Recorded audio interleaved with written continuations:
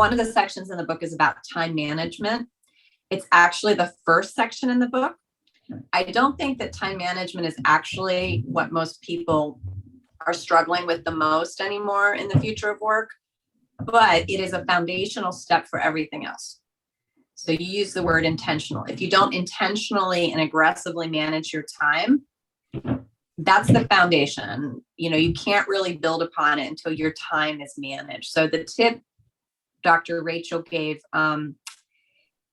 people are human. We're irrational. We slip into old habits. If you see a meeting on the calendar for 60 minutes, Parkinson's law says you're going to fill 60 minutes, even if it's with nothing, right? So that's very well demonstrated psychology of people. So behavioral science is a discipline which tells us about humans, the psychology of humans, the errors that we make.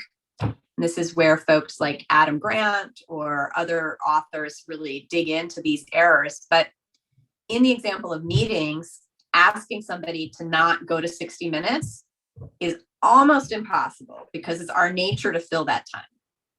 So a behavioral scientist would tell you, instead of asking people to remember that, you should default all of your Outlook. If you use Outlook, for example, you should default all of the meeting times to 20 or 45 minutes.